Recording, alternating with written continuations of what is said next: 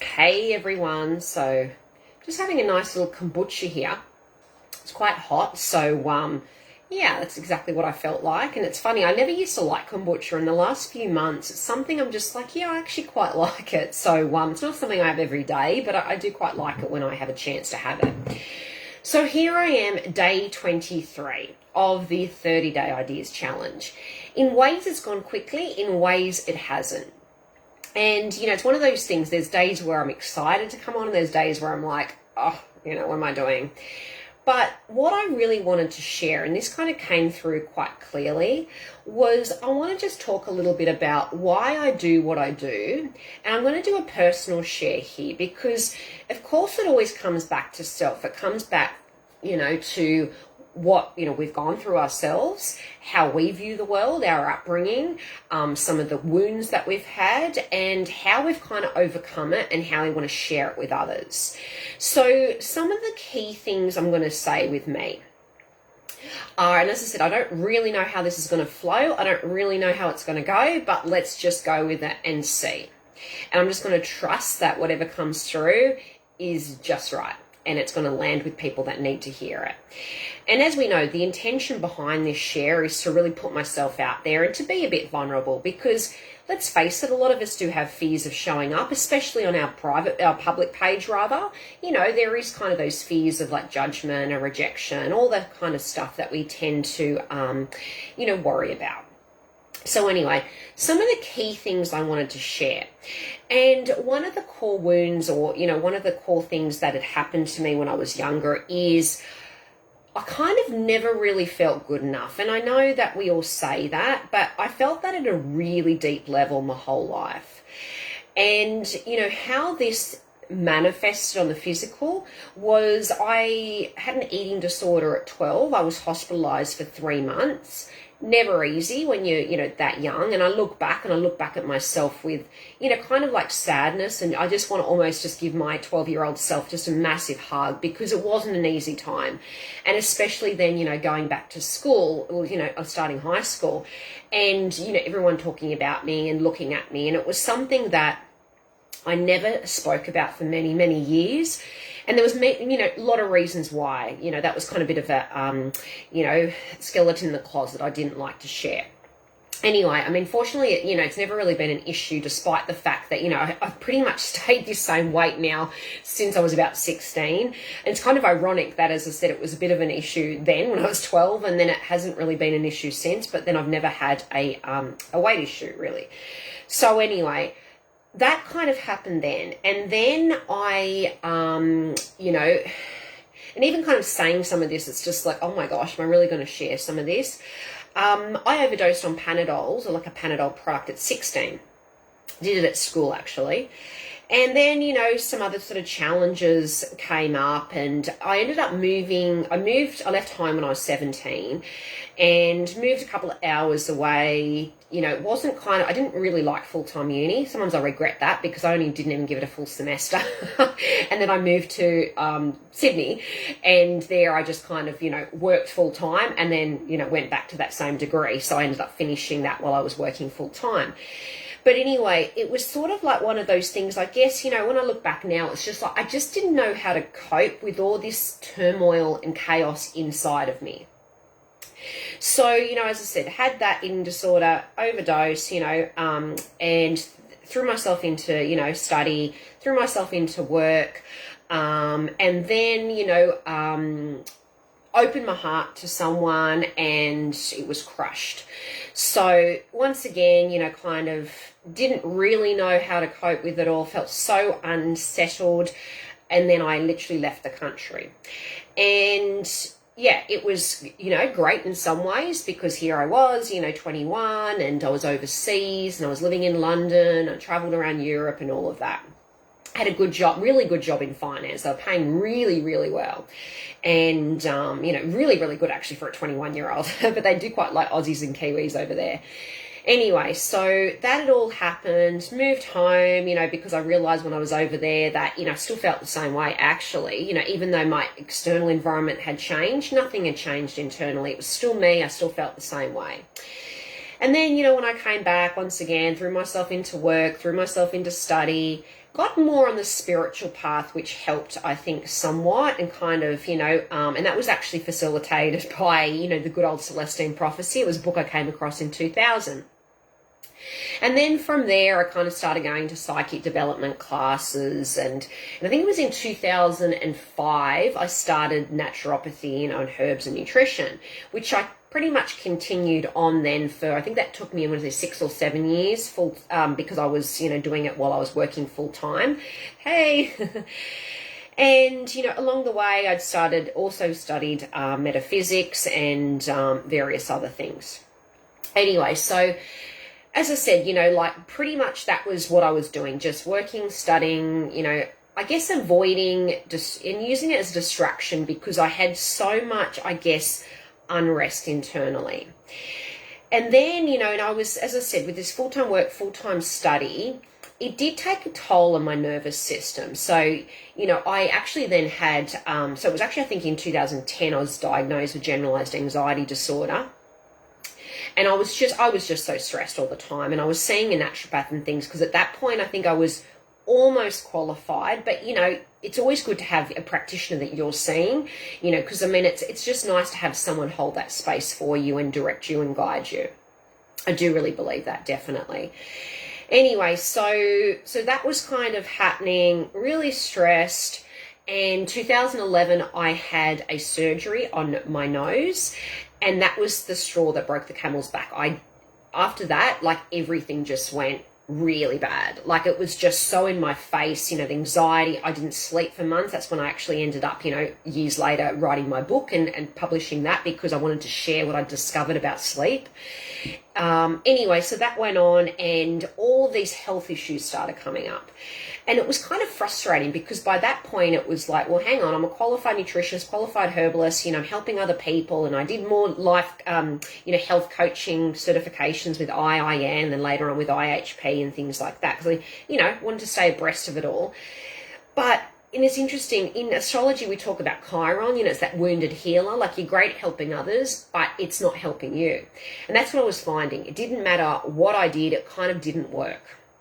So, then I started doing emotion code and, all these various theta healing and all these other modalities and processes and practitioners. And I used to listen to the healing tele summits and, I'd buy all these packages because, a lot of them kind of promised, oh yeah, it will help with this. And it's like, oh, great. So I really went through pretty much all of my savings because I was in such a desperate place, like a place of lack. I was basically, in victim mode, And of course, when you're in the thick of it, I couldn't see it. So in my mind, it was just like I was in survival mode. And, it was just like going through the motions, doing what I had to do. And in saying that, it's amazing how you realize just how adaptable and how strong and how resilient our human body really is and how we are. It was interesting because, I was still able to, hold that space, help other people, despite the fact that, internally, I was just in a mess. So anyway, this went on for a long, long time. And, and it was kind of really frustrating because I think, I'd try all these changes on the physical level and I didn't see any kind of change or minor, and then it would revert back. And so that's when, as I said, I'd come across emotion code and, theta healing and things like that. Because I thought, well, that makes sense. Let's work on an emotional level. Never really worked for me. And I think the thing with that is it does work for some, but for me, it wasn't enough just to say, okay, so this emotion's coming up, let's just release it. I think I really needed to tap into it and feel it. I couldn't bypass it. I couldn't let someone else kind of surrogate or, whatever it is or proxy. I had to actually feel it and express it myself. So anyway, because as we know, a lot of traumas get locked in the body and, you've got to almost just, that cycle needs to be kind of completed because it just gets stuck, it gets lodged. So anyway, as I said, and that's when I then started, looking more into the subconscious mind and, coming across other things that would sort of help me. So it was interesting, even though, as I said, I was people were probably thinking, oh yeah, she's moving ahead. It's like, I actually wasn't. Yes, I was studying, yes, I was working, but I was so stuck in so many ways and so in survival mode. And internally, as I said, I felt so unsettled, I felt so unhappy, and I never felt enough. So I never felt smart enough, never felt attractive enough, never felt good enough. So that was kind of my core wound.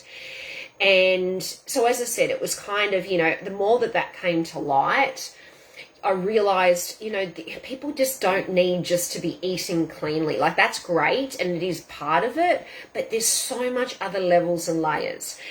And, it was like different pieces of the puzzle would cross my path. But what I've realized, with everything, and, and even like with Creatrix that crossed my path back in 2020, amazing. And what appealed to me with that is, it works on the female wiring. It takes all of that into account. And, we can work out, well, what are your personal, blocks? What is it that's holding you back?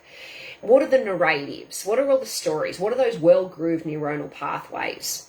And then, it's released at epigenetics levels. We don't even have to go back and sit in the story. Because I tried that. I tried all the psychotherapy and psychologists and counselors and all of that over the years. So it didn't really help me, that talk therapy. I tried hypnosis, tried CBT and EMDR and you name it. Worked with a trauma coach more recently, and that had, helped.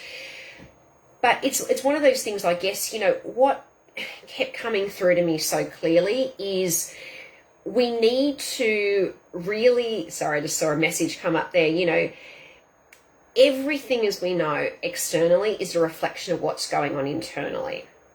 And, it's like these core wounds really need, it's like that kind of the wounded child really needs to have the attention and to almost receive what they never received when they were younger.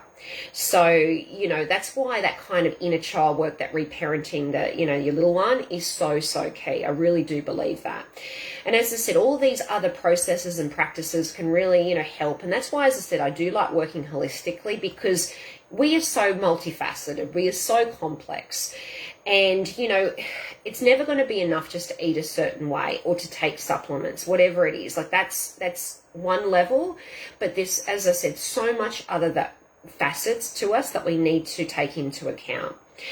And these wounds, as I said, will continue to almost haunt us and play up in different ways in our face until we actually make peace with it. And what I'm realizing more and more along the way is, it's really kind of, cultivating more of a self-trust, learning to go inwards rather than always going outwards. And we know that that's not easy, because that's kind of what society encourages. It's almost like, go outside yourself to get the answers, go to someone that's more experienced or someone that's, got the qualifications. And that's great. There's a time and a place for everything.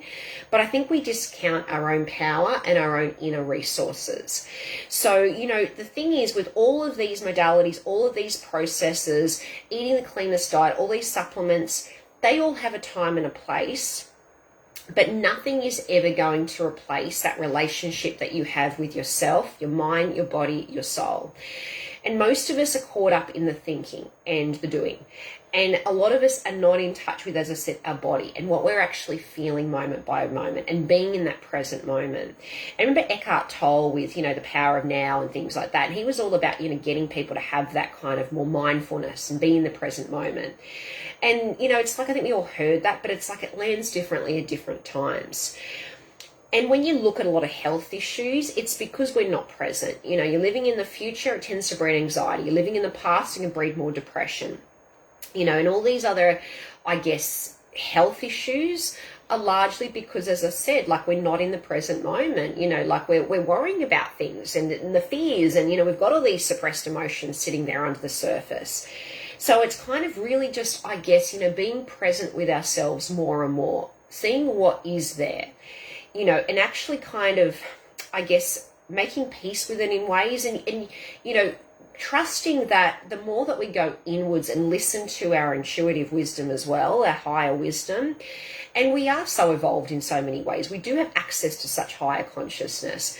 But we've just got to trust it and learn to develop it more. Because a lot of people will say, I can't hear my intuition. It's like, well, are you trying? Like, are you cultivating a relationship? It's like with a relationship with anything or anyone. You don't just do it once and then expect to be strong buddies and, be able to have that connection. It's like, no, it can take time. So, sometimes it's really kind of learning to trust that.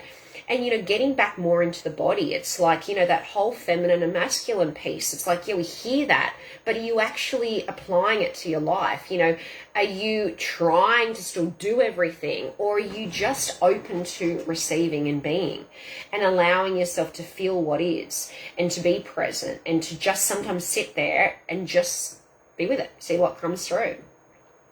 So it's kind of really, taking on that whole, I guess, notion of just that self-sourcing. As I said, it's like going within and, building up your own power, your own self-trust, commitment, like when you commit to something and fulfilling it. So it's like, that's all the ways that you develop more trust in self, knowing that you've got your back and, really kind of knowing, I guess, at all levels, just your worth and your value, because I think so many of us don't.